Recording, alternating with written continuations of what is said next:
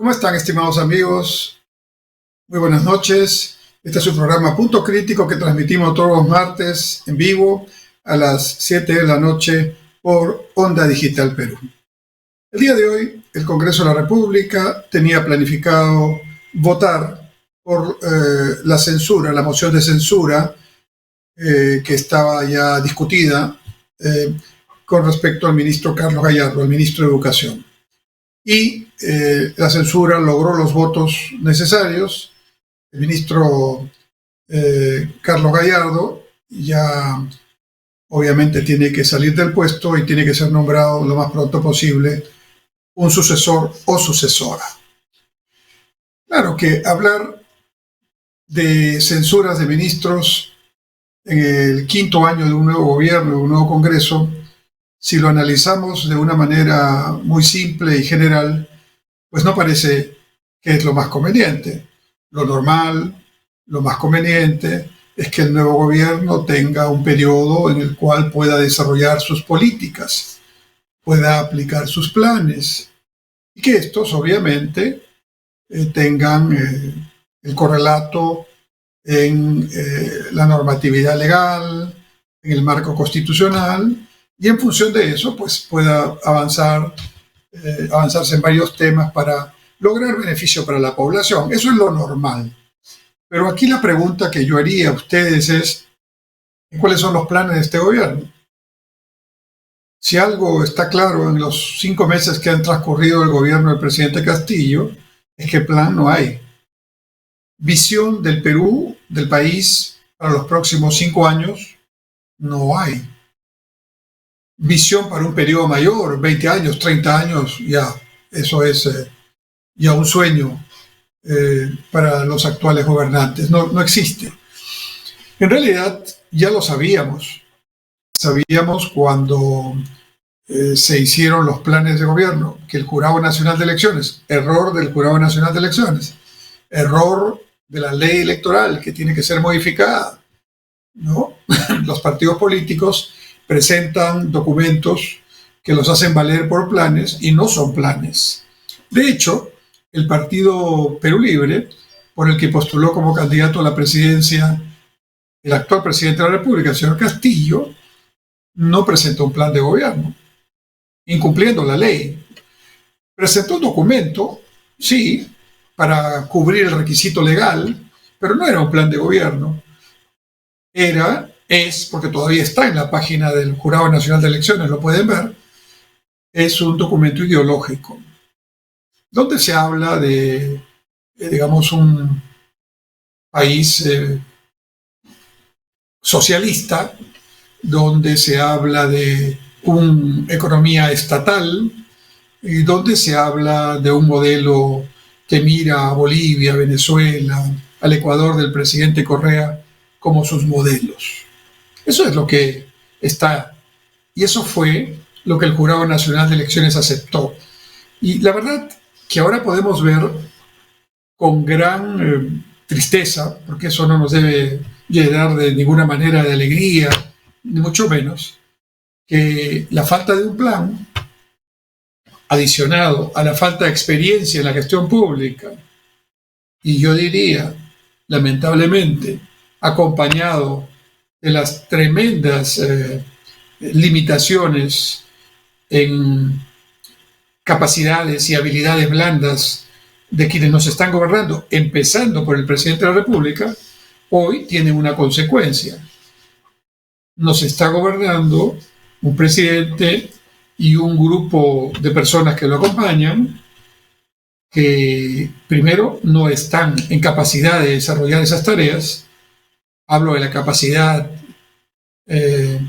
profesional, académica, la capacidad de gestión mínima que debe tener un ministro de Estado, un presidente o presidenta del Consejo de Ministros, obviamente un presidente de la República. Esto no es cualquier tarea. Esta es una tarea en la que está involucrada la vida, el presente y el futuro de más de 33 millones de peruanos. Uno puede tener la buena intención y decir, queremos que los pobres salgan de la pobreza, queremos que haya justicia social, queremos que la educación sea de calidad. Y esos son términos genéricos con los que podemos estar de acuerdo, sin duda alguna. El tema es cómo lograr esos objetivos. Y para eso no basta tener el buen deseo, y menos solamente una ideología, y menos una ideología que tiene claramente un corte comunista, que ya se demostró en la historia mundial reciente y en la actualidad que no funciona. Claro está, alguien dirá, pero entonces, ¿por qué se nos dice comunistas? Porque lo piensan, porque lo son, porque está escrito en el ideario político que presentaron al Jurado Nacional de Elecciones y que el señor Castillo nunca dijo, por si acaso yo no lo he escrito, no lo ha escrito el señor Cerrón. Así piensan. No solamente piensan de esa forma, sino que su actuación, su accionar, sus actitudes, sus gestos, incluso se acercan peligrosamente a posiciones radicales e incluso senderistas. Varios de quienes acompañan al presidente de la República han tenido un pasado, si no directamente vinculado al senderismo, por lo menos cercano y de simpatía. Y entonces, con ese cuadro de acción, evidentemente ahora estamos cosechando los resultados de esta improvisación, de esta falta de preparación. Por supuesto, en la campaña electoral nadie se fijó en esos temas. La idea era más bien que había que ver si se votaba por uno o no se votaba por otra. En realidad, nosotros tenemos mucha responsabilidad en lo que está pasando en el Perú. Acordémonos que en la primera vuelta electoral, más de 7 millones de peruanos no fueron a votar. Y en la segunda vuelta electoral disminuyó un poco la cifra, pero todavía 5 millones de peruanos no fueron a votar. Y de los que fueron a votar, de los que fuimos a votar en ambas vueltas electorales, hay por lo menos 2 millones que votaron en blanco, votaron viciado. Y una buena parte del voto, en realidad más del 70% del voto, se dispersó en 7, 8 candidatos.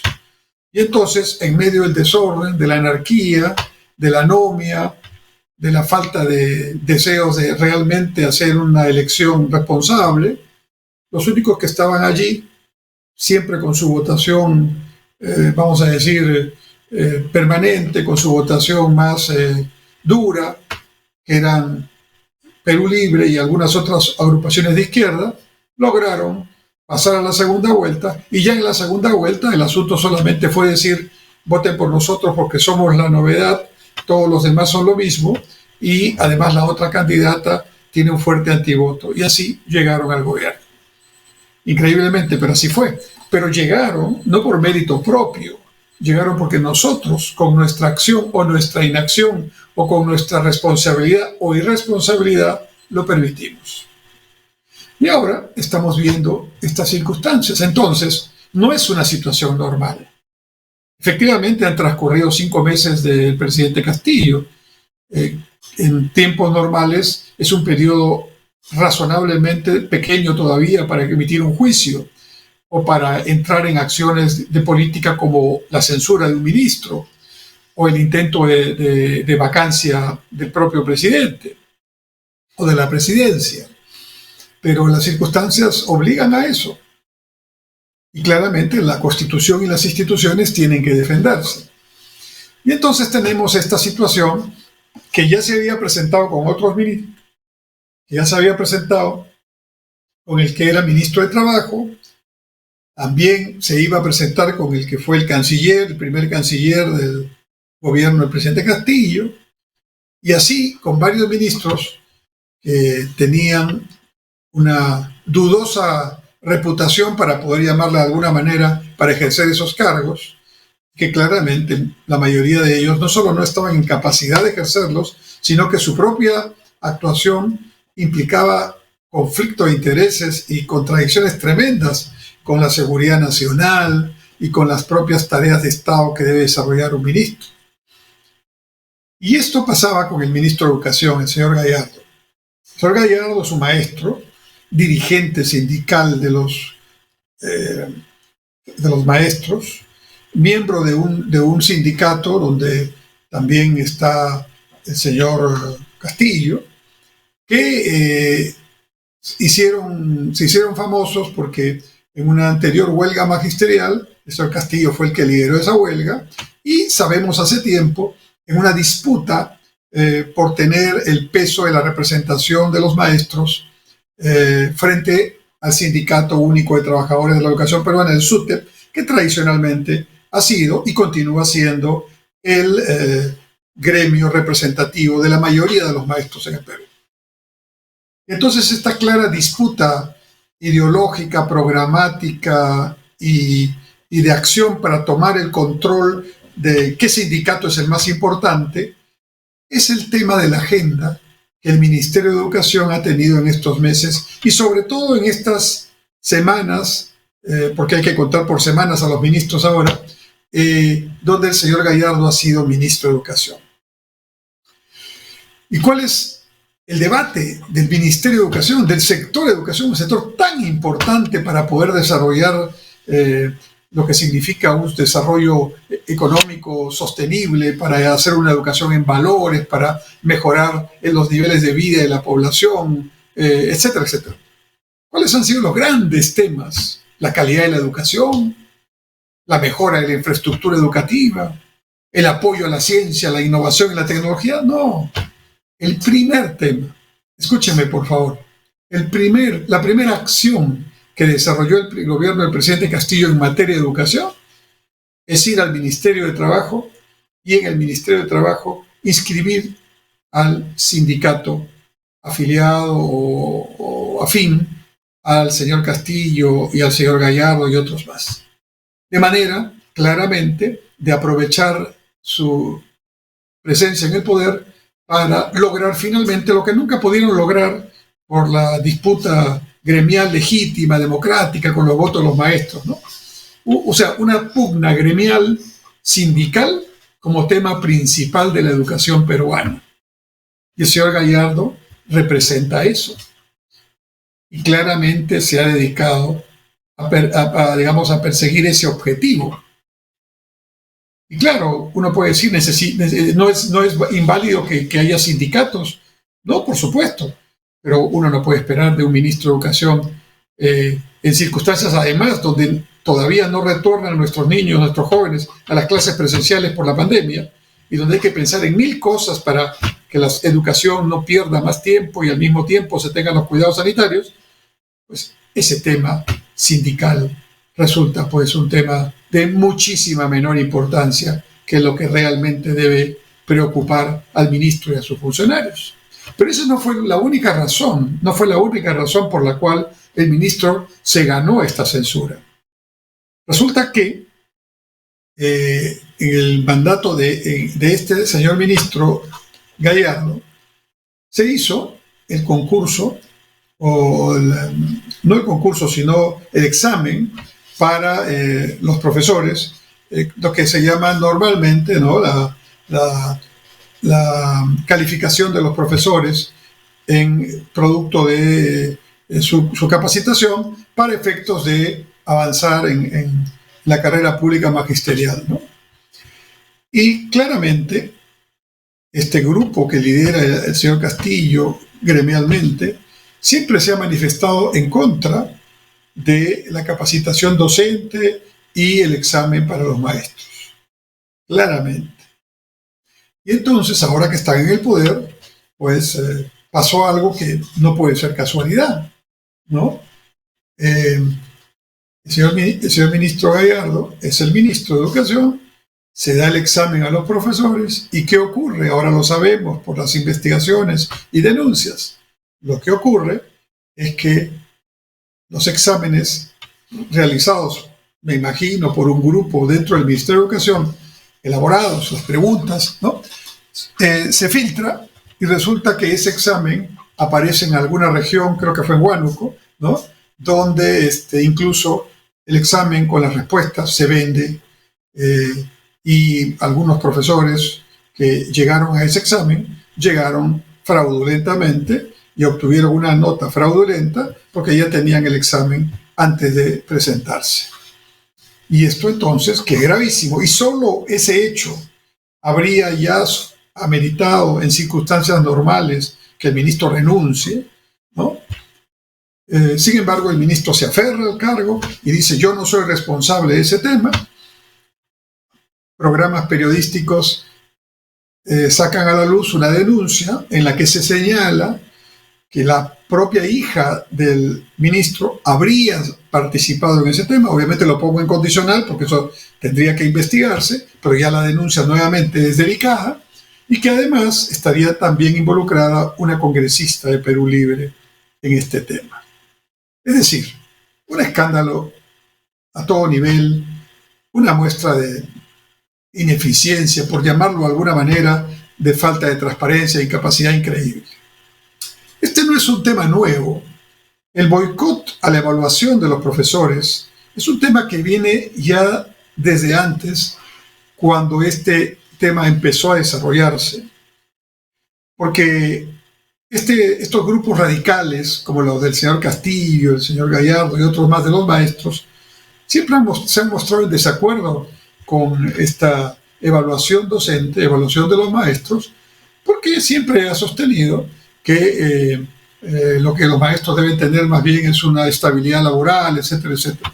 Cuando en realidad, si algo debemos exigir a los maestros, además de darle todo lo que necesitan, incluida una buena y digna remuneración, es que sean buenos docentes, capacitados, para que capaciten y adecuadamente enseñen a nuestros hijos y a nuestros nietos que están en las escuelas, ¿no?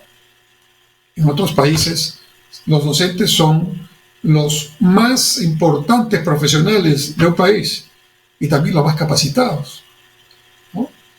Entonces, siendo la docencia, que yo admiro y ejerzo hace muchos años a nivel universitario, un apostolado, y admirando yo este proceso, y con muchos maestros que conozco que hacen un trabajo increíble y positivo en condiciones muy inadecuadas, ¿no? Sin embargo, existen también grupos de maestros o de dirigentes de maestros que no quieren ese proceso de aprendizaje, ese proceso de perfeccionamiento, y en base a esa bandera han conseguido avanzar al punto que han puesto a un maestro de esas ideas en la presidencia de la República. Entonces, el filtrar el examen para que finalmente, ¿cuántos serán? No sé, cientos o miles de los que dieron el examen lo hayan dado fraudulentamente, es un escándalo terrible. Yo quiero contarles que cuando yo era presidente del Banco de la Nación en el año 2006, durante el gobierno del presidente Alan García, era ministro de Educación el señor Chang, ¿no? Y el señor Chang había desarrollado, junto con el viceministro de Educación de la época, Víctor Raúl Díaz Chávez, justamente esa prueba para los profesores.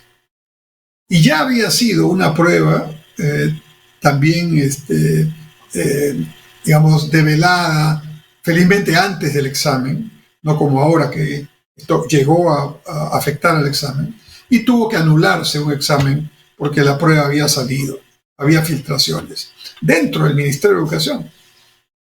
Y entonces el ministro Chang me llamó y me pidió que en una acción que solo conocíamos los dos, pudiera el Banco de la Nación, que yo presidía, guardar en secreto, dado que tiene oficinas sucursales en todo el país, una prueba B, una prueba alternativa, por la situación supuesta de que podría nuevamente hacerse otro boicot al examen, y entonces teníamos distribuido ya en todo el país una prueba alternativa que nadie conocía o muy pocos conocían.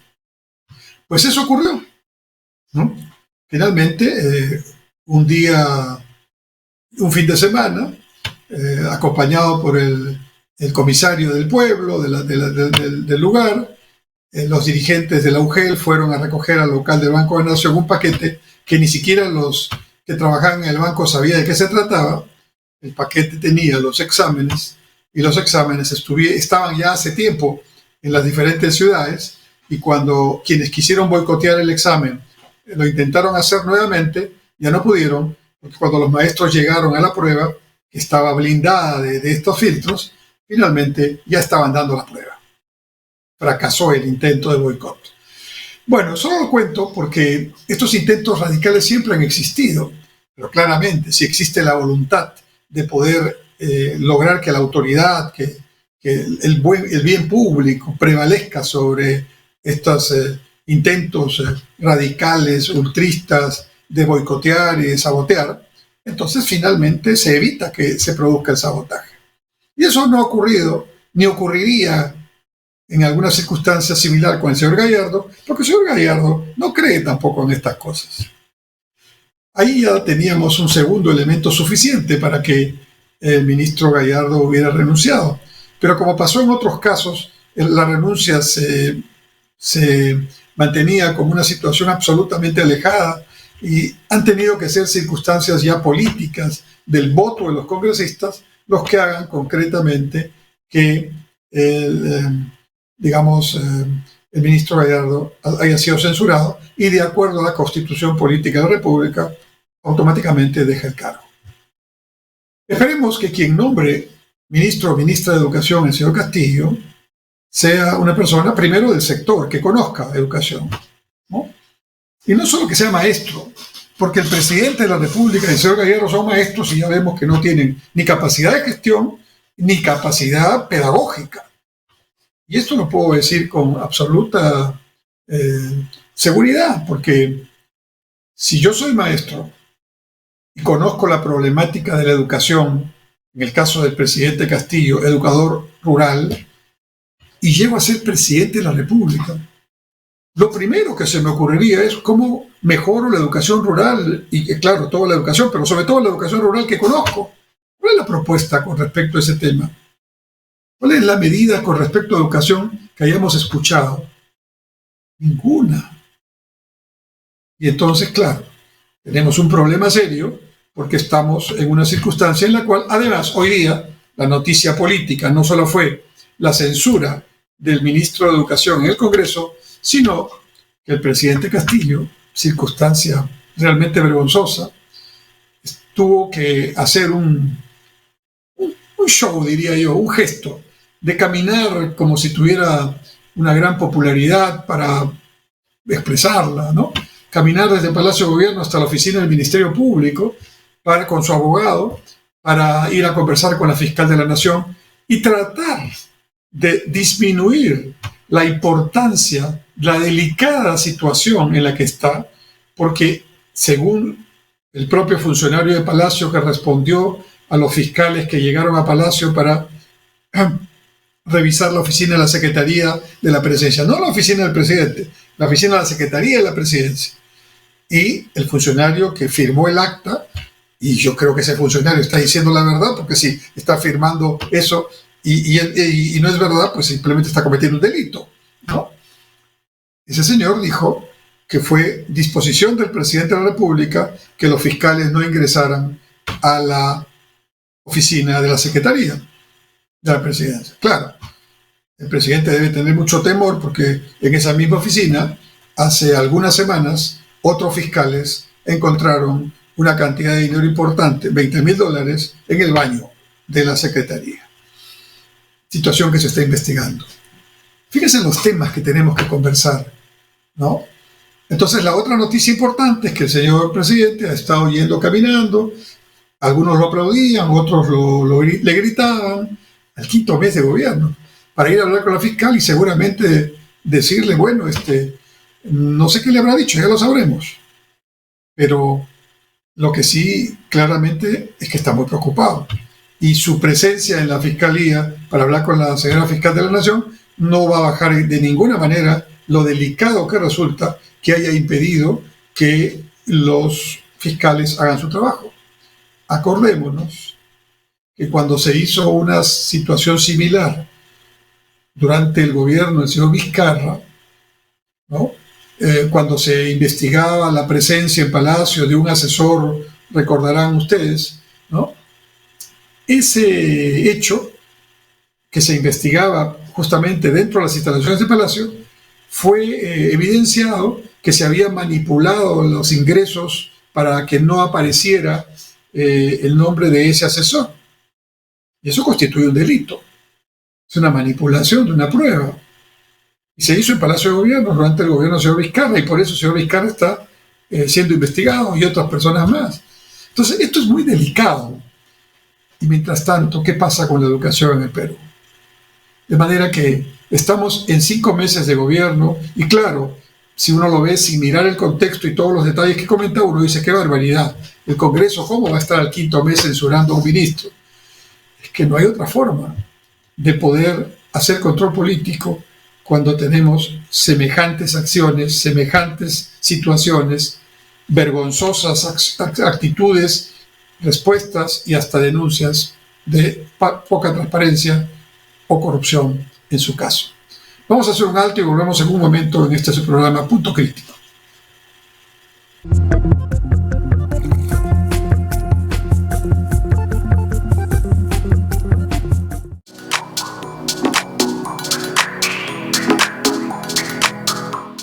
Hola, soy Adelaida Noriega Cabrera y te recuerdo que este y todos los jueves tienes una cita íntima conmigo. Y ahora tendremos más tiempo juntos, de 7 a 9 de la noche. Envíame cualquier inquietud o duda que tengas al correo conversando@ondadigital.pe. Te espero este jueves para tener una conversación íntima.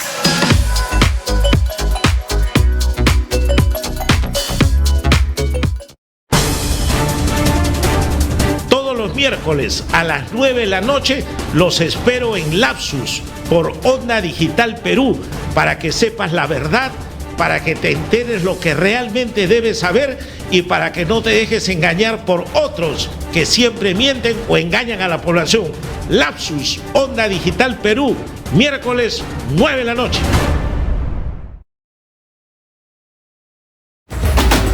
¿Buscas nuevas ideas para fortalecer tu negocio? Aquí en Onda Digital 18.4 y también por Cable Más tenemos Persevera Empresarial, un programa con ideas, consejos y sugerencias para ti y tu empresa. No te lo pierdas, martes 9 de la noche, Onda Digital 18.4. Te invitamos.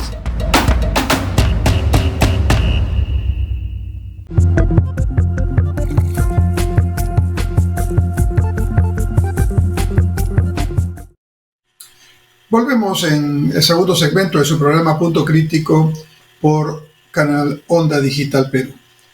En el primer bloque hemos hablado de educación, ahora vamos a hablar de salud. Y claramente el tema tiene que ver con lo que era absolutamente esperable, ¿no? La variante Omicron ya llegó al Perú, ¿no?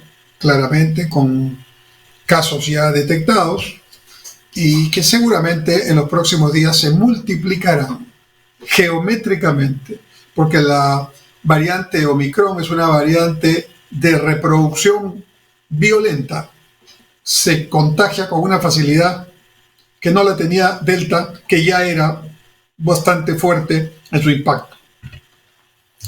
Esta variante todavía está siendo estudiada en la misma Sudáfrica donde se originó y por todos los científicos del mundo.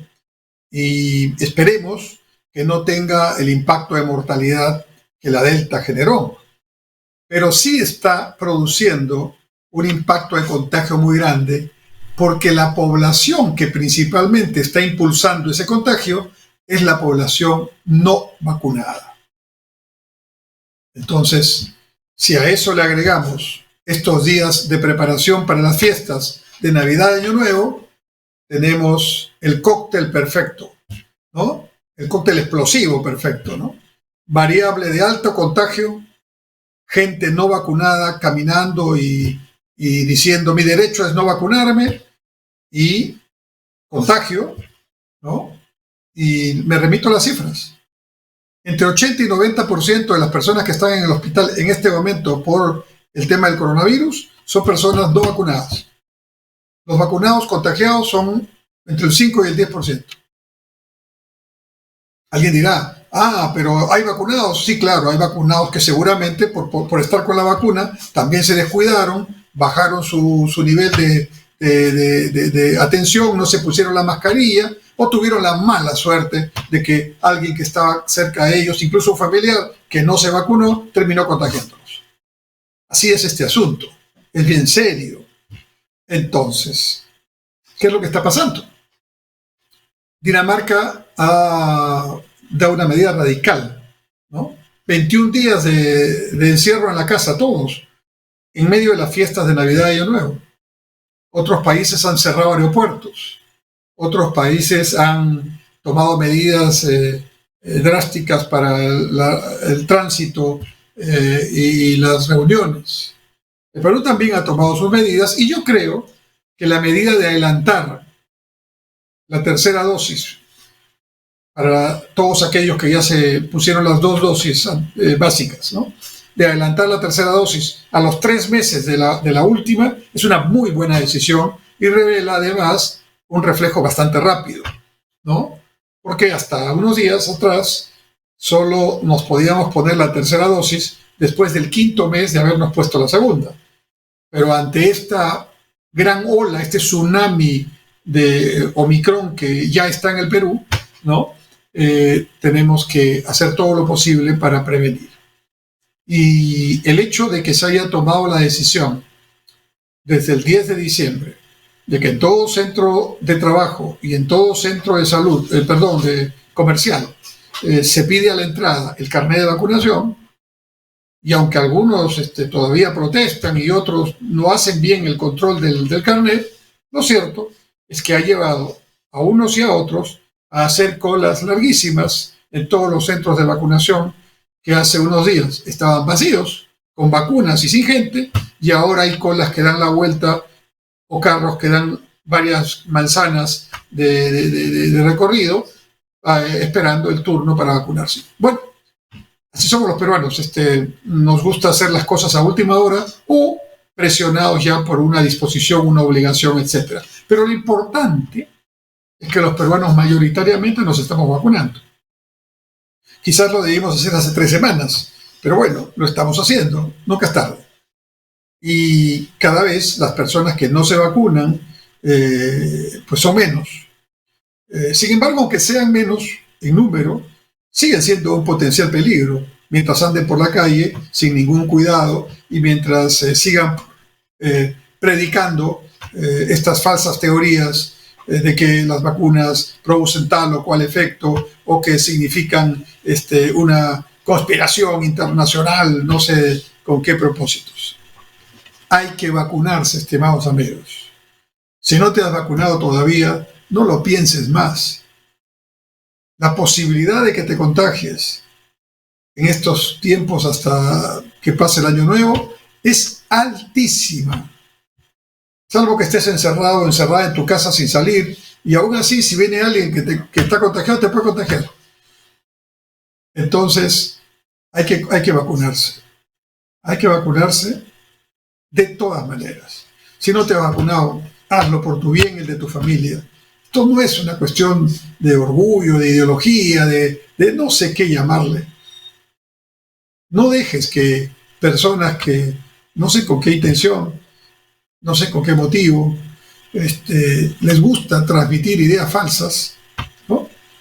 Te dejen influir. No, toma la decisión y vacúnate ya. Si te vacunas hoy, mejor. Si te vacunas mañana, también. Pero no lo dejes pasar. Y si ya tienes la primera dosis, corre para ponerte la segunda. Para la segunda dosis hay menos cola, ¿no? Ahora la cola fuerte está en todos los que se vacunaron con las 2 dosis y están yendo por la tercera, ¿no?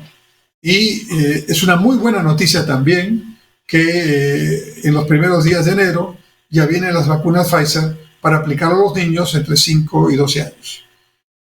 Porque los niños también merecen ser cuidados y sobre todo si vamos a procurar que vayan a clases presenciales o semipresenciales el año 2022, tienen que estar vacunados también, tienen que estar protegidos.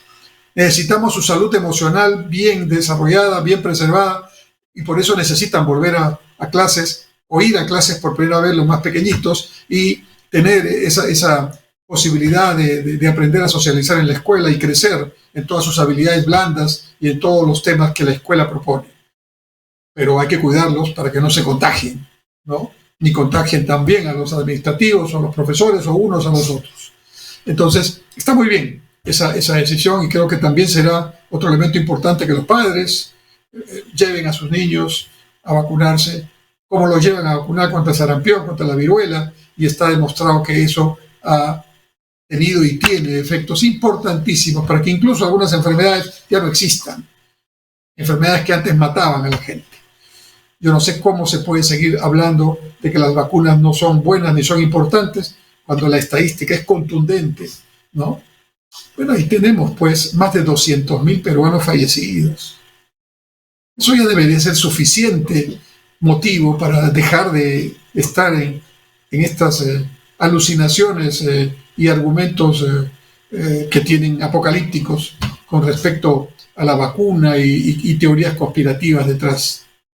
Hay que vacunarse. El último dato que tenemos hoy día, el presidente Biden hizo un mensaje a la nación, al pueblo norteamericano por televisión, y señaló que ya en Estados Unidos el 62% de los mayores de 65 años ya tienen la tercera dosis.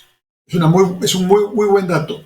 Para que tengan una idea, en Estados Unidos el 62% de los mayores de 65 años tienen una dosis adicional, o sea, ya se vacunaron en 3 oportunidades.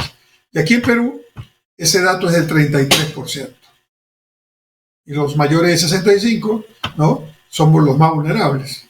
Y por lo tanto, apenas podamos, tenemos que ponernos la tercera dosis. A mí ya me tocó, ya me la puse, ¿no? Sin dudas. Al contrario, tratando de ir lo más pronto posible en el momento en que ya era factible hacerlo. Igual tienen que hacerlo ustedes. Y todavía recordar que solo teniendo en cuenta la población entre 12 años para arriba, estamos apenas en 72% de vacunados con 2 dosis. Todavía es bajo. Hay que llegar al 80%, al 90%. Y de esa manera preservamos que venga Omicron y las que vengan, porque van a seguir produciéndose variantes de este virus. Así son los virus, van mutando. El virus de la influenza cada año tiene nuevas mutaciones, nuevas variantes. Y por eso cada año, por el mes de febrero, marzo, ya viene la nueva vacuna que tiene todas las nuevas variantes. Y los que ya somos mayores nos tenemos que vacunar una vez al año. Y para la neumonía una vez cada 10 años. Y así debe ser. Y eso nos protege. Pero realmente lo que sí debemos decir es: ya no hay cabida para la especulación. Me parece, dicen que la vacuna hace esto. No, por favor, vayan a vacunarse. Si no hubieran vacunas, bueno, pero las vacunas están. Y está el personal para hacerlos, y están los locales disponibles, y están en horas, bueno, en que de día, de noche y en fiestas, incluso en días feriados. Aprovechen, hagan eso fundamentalmente por su vida y por la vida de sus familiares, porque es la única manera de protegernos, ¿no? Y esperemos que las aglomeraciones que hoy se están produciendo en los centros comerciales no originen un incremento de los casos en los hospitales en las próximas 2 semanas, porque eso sí sería terrible, ¿no? Ya es suficiente lo que hemos pasado, y creo que debemos estar muy seguros de que esta situación tiene que mejorarse, pero la principal responsabilidad para salir de esta situación es nuestra. Si nos vacunamos con mayor velocidad, estaremos en mejores condiciones de afrontar cuantas mutaciones tenga el virus. Y de repente nos tendremos que poner la 4ª dosis, la 5ª dosis, siguiendo las indicaciones de la Organización Mundial de la Salud y de los especialistas, ¿no? Y dejemos que hable la ciencia, dejemos que hablen los especialistas, miremos las estadísticas y no sigamos creyendo tonterías, argumentos que son falsos, pero que se dicen con tanta seguridad que algunas personas las creen. Y no solamente lo creen, porque bueno fuera que lo crean, sino que toman decisiones que son malas para su salud y para la salud de quienes están alrededor de ellos. De manera tal que creo yo que tenemos aquí que tener una gran responsabilidad. En este tema, el gobierno del presidente Castillo, a diferencia del tema de la educación y de otros temas como el económico, sí está actuando bien, más que por el señor Castillo, creo yo, por el liderazgo del ministro de Salud, el señor Ceballos, que con buen criterio hizo algo que la lógica decía que había que hacer. Si este proceso es un proceso que no tiene ideología, porque el virus ataca a todos los que tenga que atacar, sean ricos, sean pobres, sean del partido A o del partido B, estén en la costa, en la sierra, en la selva, todo el mundo estamos de alguna manera frágiles a este virus. Y si eso es así, entonces el señor Ceballos tomó la decisión inteligente de mantener al equipo básico que ya había empezado la vacunación durante el gobierno de transición del señor Sagasti. Y entonces eso ha permitido una continuidad. Así debe hacerse la política en las cosas fundamentales. Eso se llama política de Estado. Cambia el gobierno, pero lo fundamental no cambia, los equipos no cambian, porque hay que seguir, el servicio es fundamental. Es como si estuvieras llenando un techo, para hacer la analogía correspondiente, y toca el cambio de turno de los capataces y el de los obreros, y entonces los nuevos dicen, no, yo voy a parar esto, que sea nuevos obreros los que vengan. Mientras tanto el techo solo se había llenado la mitad y la otra mitad se perdió, y finalmente ese techo está mal llenado. Haciendo la analogía, el equipo de vacunación empezó durante la gestión del ministro Ugarte, y efectivamente se compraron las vacunas, se hicieron los contratos con la actuación del ministro Ugarte y del ministro Wagner en Cancillería, y ese trabajo lo ha heredado el nuevo gobierno. Y con buen criterio, repito, mantuvieron a los equipos sustantivamente, y eso ha permitido que la vacunación continúe. El problema de la vacunación no es el gobierno en este caso, sino somos nosotros, y sobre todo algunos de nosotros que no quieren vacunarse. Y entonces está lo insólito. Hay vacuna, hay personal, está el local disponible, pero no quieren vacunarse algunos. Y claro, esta situación está haciendo que tengamos una fragilidad que no deberíamos tener, y que incluso los que nos hemos vacunado tengamos también que estar expuestos a un peligro, porque evidentemente nosotros estamos actuando con responsabilidad, pero no todos están actuando de la misma manera. Vamos a hacer un alto y luego venimos a la última parte de nuestro programa, Punto Crítico.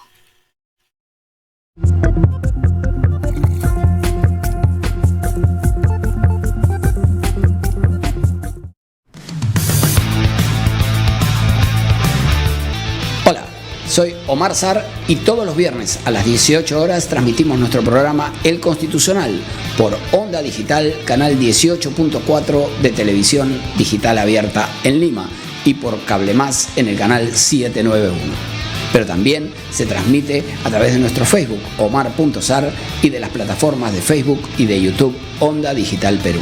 Ya sabes, El Constitucional, viernes, 18 horas. Te esperamos.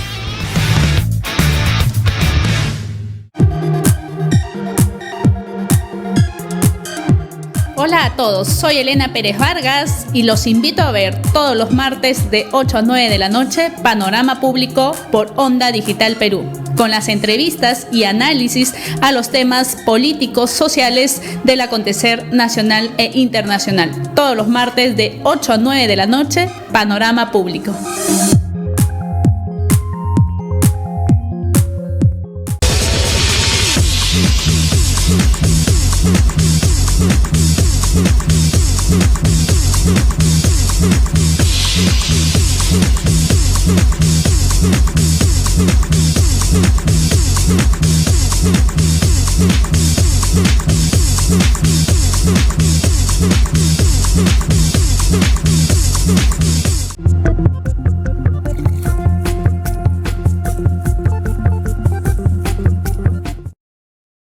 Entramos a nuestro tercer segmento del programa Punto Crítico, que estamos transmitiendo en vivo por Onda Digital Perú para todos ustedes.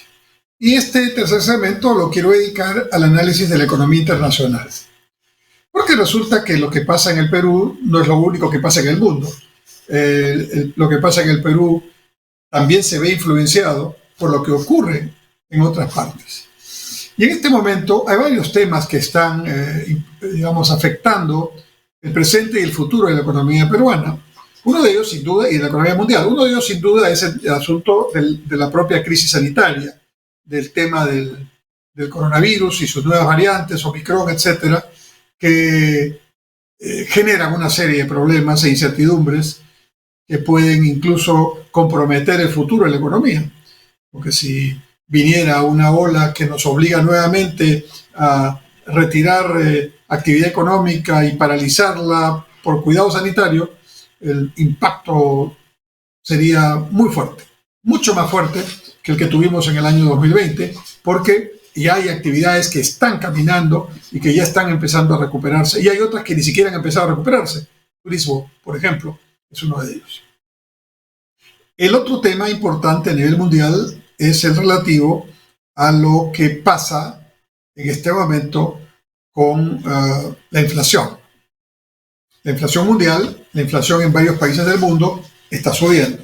Y también en Perú se ha duplicado. Nosotros teníamos una inflación por debajo del 3% en los últimos 20 años. Nos manteníamos como uno de los países de menor inflación de América Latina. Y eso es complemento de la producción. Porque si yo crezco 7% y tengo una inflación de 2%, entonces el efecto neto que tengo en términos reales, en términos de capacidad adquisitiva, es un crecimiento que casi es de 7. Es decir, le tengo que quitar el 2% correspondiente a la inflación. Pero claro, si tengo una inflación como Argentina de 2 dígitos, de 30 o 40%, o una inflación como la de Venezuela, que ya no sé cuántos dígitos tiene, entonces no hay producción que valga la pena. Y ahí en Venezuela, como he dicho en este programa, el salario mensual mínimo es de $2. $2. O sea, el equivalente en bolívares de lo que gana una persona en un mes es $2. No en un día, en un mes. Y pensar que algunos aquí miran entusiastamente el modelo, entre comillas. ¿Qué modelo es ese? El fracaso venezolano en sus ideas trasnochadas, y radicales, y autoritarias, y poco democráticas, etc. Pero la inflación está afectando a todo el mundo porque se ha producido una situación bien curiosa, ¿no? Por un lado, la economía mundial había caído el 2020 por el efecto del coronavirus. Todo el mundo paró producción, hubo aislamiento, hubo distanciamiento, y como digo, hay actividades que todavía difícilmente se van a recuperar como estaban en el 2019. Durará 4 o 5 años esa recuperación. Pero también hubo un efecto rebote en el año 2021 que está acabando. Es decir, la economía había caído tan fuerte que rebotó, y ese rebote lo hemos tenido en el año que está terminando. Y, por ejemplo, el Perú está creciendo arriba del 10%, pero es un 10% u 11%, no sé finalmente cuál será el dato, pero ese crecimiento es un crecimiento de rebote cuando la caída del 2020 fue 11,5, negativo, menos 11,5. O sea que si estoy en 10 o en 11, estoy realmente recuperando y sacando la cara recién para respirar fuera del agua, porque he podido recuperar lo que perdí, pero no estoy todavía en el nivel de crecimiento de hace 2 años, antes de la pandemia. ¿Pero qué ha pasado? El mundo ha cambiado. No es que se ha recuperado de la misma forma como estaba, sino que se ha recuperado reestructurándose. Evidentemente hay actividades que hoy día han crecido tremendamente, las actividades vinculadas a las redes sociales, a todo lo que es e-government, e-commerce, todo lo que es virtual, todo lo que es, digamos, sin presencia física ha crecido tremendamente, ¿no? Todo lo que es entretenimiento virtual ha crecido tremendamente. En fin, ha cambiado, los sistemas educativos han cambiado en algunos aspectos para bien y en otros vinculados a las clases de los más pequeñitos y los de educación básica con problemas serios que vamos a tener que recuperar en los próximos años, ¿no? Entonces, ese rebote ha originado una situación de que algunas actividades han vuelto a hacer lo que hacían en parte y otras han hecho, digamos, el rebote, pero con otra forma de producción. Y todo eso ha generado una situación en la cual algunas demandas por recuperación rápida están presionando para tener, digamos, lo que necesitan para esa recuperación. y no toda la oferta está en condición de poder afrontar esa respuesta rápida. Un ejemplo son los alimentos, ¿no? Los alimentos han subido de precio internacionalmente, entre otras cosas, porque hay recuperación rápida en la economía mundial y una parte de la recuperación es comer, ¿no? Entonces, si China está creciendo sostenidamente y es uno de los pocos países, no, el único país que no tuvo crecimiento negativo el año pasado y este año está creciendo fuerte. Entonces, la demanda por alimentos que hace todo el mundo, pero las economías que se recuperan con mayor fuerza presionan a los precios y los precios suben, ¿no? Y eso nos ha pegado a nosotros, porque nosotros tenemos una canasta de alimentos que tiene al maíz importado, al trigo importado, que son elementos básicos de la canasta de consumo de la población. El trigo importado viene para el pan, para los fideos, el maíz importado viene para el elemento balanceado, por ejemplo, el pollo, ¿no? Entonces sube el precio del pollo, sube el precio del pan, sube el precio del fideo, y a eso se añade que esta presión de demanda por reactivación rápida también eleva el precio del petróleo, a lo que se añade los problemas en la zona petrolera, el tema de Afganistán y otras situaciones que hacen que los analistas se preocupen de que pueda haber realmente una oferta continua y entonces el precio del petróleo sube. Y al subir el precio del petróleo, sube el costo del transporte. Pero además, como la demanda es tan fuerte por recuperar rápido lo que se perdió en un año o más, entonces no hay barcos ni contenedores suficientes para atender toda esa demanda al mismo tiempo. Entonces los fletes también han subido por otras razones, ya porque los buques no están, digamos, en la cantidad y en la oportunidad necesaria. A eso se le ha llamado la crisis de los contenedores, y todo este cuadro completo está afectando los precios internacionales, generando por ese concepto inflación. Pero como los precios internacionales vienen marcados en dólares, entonces eso hace que el costo de esos dólares medido en términos de las monedas nacionales, en el caso nuestro, medido en términos de soles, está elevándose, y el tipo de cambio también se ha visto afectado por esa circunstancia, por efecto internacional. A lo que hay que agregar que en el Perú, en los últimos meses, hubo una salida importante de dólares, de capitales, de las empresas, de las personas, y en algunos casos retiro de fondos que estaban en dólares o conversión de montos que estaban en soles a dólares para precaver o para algún efecto de protección frente a posibles expropiaciones o nacionalizaciones que este gobierno se encargó de insinuar cuando estaba en sus inicios o antes cuando estaba en la campaña electoral, y todo eso ha generado un cuadro pierde-pierde, donde el tipo de cambio ha tenido una subida importante por efectos internacionales y por el propio efecto de la incertidumbre política interna. Conclusión, la inflación está hoy anualizada en cerca del 6%, el doble de la que teníamos nosotros. Y en Estados Unidos, esa inflación también está por el orden del 6%. Pero claro, Estados Unidos es una economía mucho más sólida, diversificada, grande. Y claro, pero 6% de inflación también es una situación complicada, ¿no? Y algunos economistas, como Paul Krugman, el famoso economista, premio Nobel, habían dicho que esa era una inflación pasajera. Aquí también Julio Velarde, el presidente del Banco Central, muy respetado él, había señalado que el Banco Central pensaba que esos precios ya no iban a impactar tanto en el primer trimestre del próximo año. Pero ahora hay muchos analistas, empezando por el presidente de la Reserva Federal de los Estados Unidos, o sea, el equivalente al Banco Central en Estados Unidos se llama la Reserva Federal, el sistema de la Reserva Federal, que se conoce por sus siglas, la FED, FED, ¿no?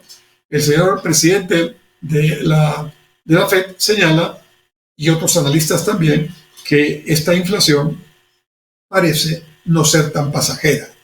Y entonces se están alistando medidas para contrarrestar la inflación. ¿Y cuáles son las medidas que normalmente se toman para contrarrestar la inflación? Como cuando está la fiebre alta y te tomas un Panadol para que te baje la fiebre, el Panadol de la economía consiste en subir las tasas de interés, ¿no? Y otras medidas restrictivas del crédito para tratar de bajar la demanda, en este caso la demanda de inversión, la demanda de créditos, y al bajar la demanda, la presión por los precios va a disminuir y la inflación puede atenuarse. Si el efecto estructural de esta presión de demanda no sigue, entonces eso podría originar que los precios realmente vuelvan a sus cauces normales. Pero hay duda que estos temas se produzcan así. O sea, no hay seguridad en los analistas, en los economistas, de que la inflación que se está produciendo a nivel mundial, también en nuestro país, es una inflación pasajera. Y el problema de la inflación es que cuando hay inflación alta, cuando hay inflación que sale de sus canales normales, ya las cosas empiezan a complicarse aún más. Porque resulta que yo tengo como 100 de soles al inicio del año, pero si la inflación es 2%, esos 100 soles valen 98 para comprar el equivalente a 98 a fin de año. Pero si la inflación sube a 6, ya no es 98, es 94. Entonces ahí empieza a ser importante el sueldo que recibo, la tarifa que pago, y como los costos, muchos de ellos están dolarizados, todo empieza a subir y se empieza a producir una inflación, ya no por efecto de presión de demanda, sino por costos, ¿no? Y ambos elementos son muy, muy nocivos para la estabilidad y para la tranquilidad de todos. Entonces, estamos en un momento incierto en la economía mundial, producto de cambios profundos que se están dando, y en un contexto como este, ¿cuál sería la actitud que debería tener el Perú con su gobierno, su Congreso y toda su clase política y sus empresarios? Bueno, decir, ok, si esto es un problema que no manejamos, en la parte que no manejamos, hagamos lo posible por minimizar el impacto. Pero en la parte que manejamos, hagamos lo posible por contrarrestar esto. ¿Y qué es lo que es posible en el caso de un país como Perú? Promover la inversión. Y promover la inversión privada fundamentalmente. O sea, ¿qué hay que hacer cuando empieza a producirse una crisis en la economía mundial? Meterle todo a la inversión privada y hacer lo posible por mejorar tu eficiencia en la inversión pública. Teniendo en cuenta que la inversión pública es apenas el 20% del total y la privada es el 80%. Y la inversión privada es la que tiene que responder porque es la única manera de generar empleos y contrarrestar los efectos de la crisis. Y de esta manera se llama política contracíclica, se puede desarrollar una acción, digamos, en medio de la crisis para poder avanzar con la economía, como la hicimos en el año 2008, 2009, 2010, en plena crisis, donde llegamos a crecer 10% en medio de la crisis, porque manejamos bien esta política contracíclica. Pero en lugar de pensar en esto, las autoridades nuestras, el presidente está contestando a la fiscalía por cosas que tiene que contestar y aclarar y no quiere aclarar, los ministros por sus propios errores están siendo censurados, el ministro de Economía está en otra nota, ¿no? Y así las cosas, esta crisis mundial nos agarra como un país desorganizado, desesperanzado, y que tiene a sus capitanes, a sus comandantes, ¿no? Que están haciendo otra cosa. Francamente, es el peor momento para tener el gobierno que tenemos. Y creo que eso también nos debe llevar a una reflexión. Antes de que termine el programa, este es un programa que ya se está cerca de las fiestas de Navidad. El próximo programa será ya antes del Año Nuevo, pero quiero expresarle a todos ustedes un deseo sincero de una muy feliz Navidad. Una Navidad siempre es una oportunidad de afecto, de amor, de reconciliación, de unidad familiar. Y ahora estamos en una situación muy difícil donde debemos nuevamente mostrar responsabilidad. Tal vez no podamos hacer todo lo que querramos en estas fiestas de Navidad y en el Año Nuevo, pero tenemos que sacrificarnos, porque ¿qué vale más? ¿Una reunión? ¿2 reuniones? ¿3 reuniones que podemos tenerlas más adelante, Dios mediante? ¿O nuestra vida? Entonces, reflexionemos. Y dentro de ese contexto, quiero desearles a todos que pasen una feliz Navidad con sus familiares y, si no es posible físicamente, virtualmente, pero sobre todo que estén sanos, que estén con salud.